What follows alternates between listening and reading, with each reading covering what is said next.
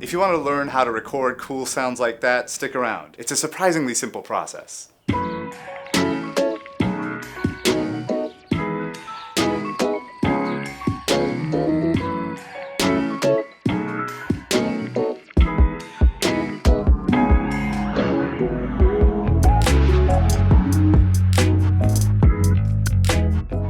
Today, I want to talk to you about field recording.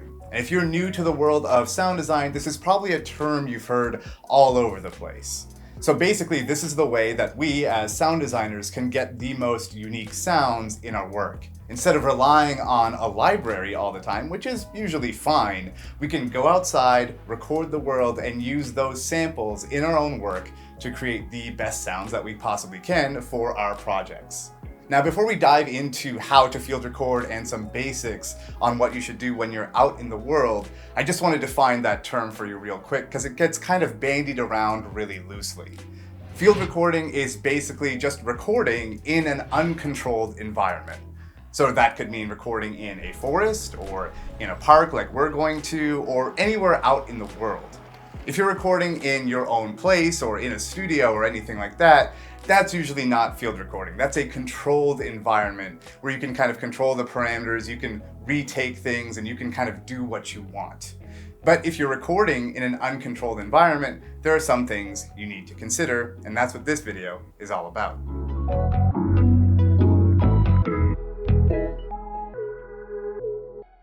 The first thing I want to talk to you about is gear. Obviously, we're all gearheads. We love talking about gear. We love thinking about it. And in the world of field recording, people are obsessed with finding the right gear.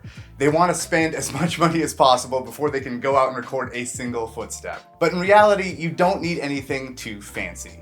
I'm going to be showing you some of my gear and the stuff that I like to use when I'm doing some basic field recording, but honestly, you can get some really great results just going out there and recording with your phone. So the first piece of gear that I'm going to talk about is a field recorder.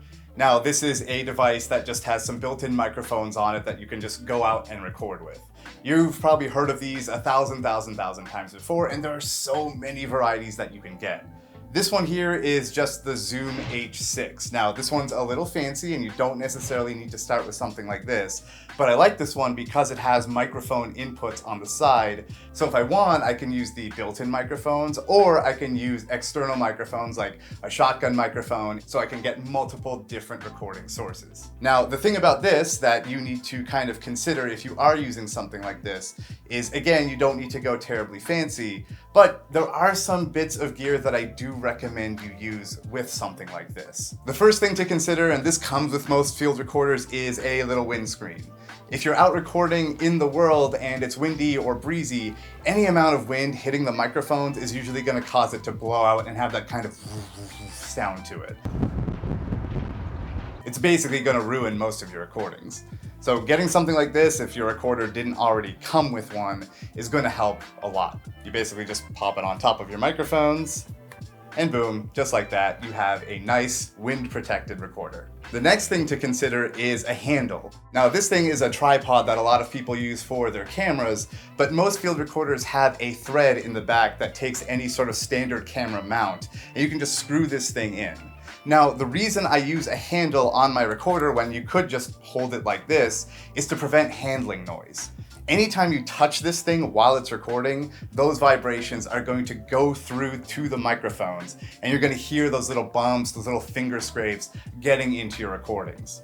So even if you're doing something like just moving ever so slightly with your hand, or if you tap the side of it, that's going to get into your recording. But if you attach a handle to it, that's going to make things a lot easier. And you're going to have a lot less handling noise as a result, and your recordings won't get ruined while you're outside.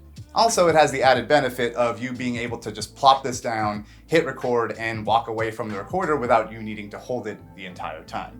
And lastly, this may be really obvious, but a pair of headphones. You need that to be able to basically monitor what you're recording and what you're hearing.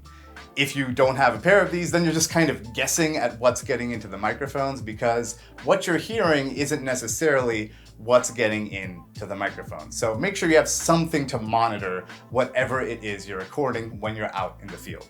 Now, you might be thinking about things like boom poles and blimps and that sort of stuff, but we're not necessarily using stuff like this today. But in a future video, we will be talking about stuff like this so that we can get more advanced, more kind of precise recording. But by no means is this sort of stuff necessary to what you're doing when it comes to field recording.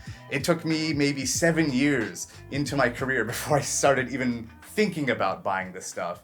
So a basic field recorder suited me just fine.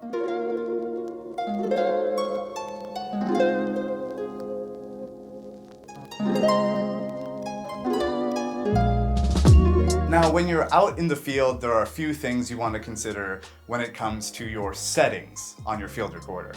The first is, of course, volume. You want to make sure things aren't so quiet that they aren't even being picked up, and you want to make sure that things aren't so loud that they're just clipping constantly. Keeping a constant eye on the meters on your field recorder helps a great deal to making sure that your recordings come out nice and clean. And again, hopefully you're using those headphones that I mentioned earlier so that you know how things are sounding as they come into the mics. The next thing is considering the capsule angles on your field recorder. Many field recorders come with the ability to change the direction that the mics are facing, whether it be 90 degrees, meaning that they're pointing straight ahead, recording a small source, or 120 degrees where they're pointed out wide and recording a wide source. So if you're recording something like a big city ambience, choosing 120 degrees is usually the better choice. But if you're recording something, more direct and narrow, like a river or footsteps or something like that, then 90 degrees is usually the best choice.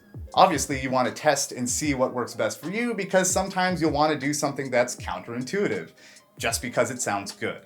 So use your ears and use what works best for you, but those are some general ideas and rules to work with. Now, one last thing to consider when it comes to setting up your field recorder for recording out in the world is your sample rate and bit depth. Now, by default, these field recorders are set up to record at 44 kilohertz and at 16-bit.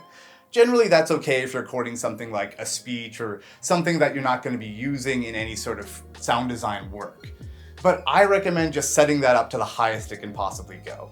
Now, for this Zoom H6, that goes up to 96 kilohertz at 24-bit. Your field recorder might not go up as high, or it might go much, much higher. The Zoom H6 now is, a little bit older, so you can actually get things that can record up to 192 kilohertz and even 32-bit. Whatever it is, I recommend you record at the highest fidelity you can so that you can use those files for the longest time possible. And if you do processing to them like pitch shifting or anything like that, they'll sound as high fidelity as possible. The next thing you want to consider is something called slating. Now, slating is the act of saying something into your microphones as you start recording. Towards the water with a 120 degree. Meaning, when you start recording, out in the field, wherever it is you are, you speak directly into your microphones saying what that recording is. You want to share as much detail as possible when you start slating. So for example, you might say something like recording on a sunny day outside in Seattle at 3 p.m. in Gasworks Park with a 120 degree capsule angle with light traffic in the background. That way, when you take those files from your outside recordings and put them back onto your computer for later editing, you know what they are. Because by default, these field recorders name your files basically nonsense, and you usually won't have the time in the field to bother renaming every single file. You'll just want to get out and keep recording. So when you slate, you want to make sure you share as much detail as possible. That way, when you take your files and listen to them later, you'll know exactly what they are. Now, after you've done all of this recording and you've slated and you have everything set up, you want to make sure you give your files a descriptive name.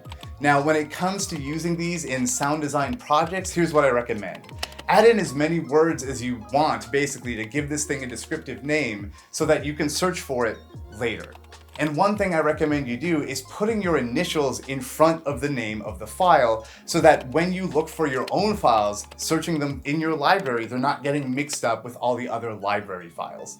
So for example, when I go out and record and take all my files back and start putting them into my computer, I like to just put AT in front of every single file that I record. That way, if I know, oh, I want to search for that thing that I recorded earlier, it was so cool, it's way easier to search for if I just search AT, and then I see all of the recordings that I've personally done without the search getting all polluted by stuff that is from my other libraries. Now, the last thing to consider is something called metadata. Metadata with these files is basically something that is just this extra bit of data that will help your searches when you're looking for your files. So for example, if I'm looking for the term fire, and maybe I don't have the word fire in this file name, but it is in the metadata, that file will still pop up in my search. So with this metadata, you can basically add as much detail and as much description as you want of these files so that they pop up in your searches without necessarily needing to make a 100-word long file name. Now, the way I like to do this is just using Reaper, and you can actually go into a metadata section when you are exporting these files. That way you can add these descriptors before you add them to your library so that when you search for these files later, they'll come up really easily. Now, you might have noticed that we didn't go into the extreme nitty-gritty of field recording in this video.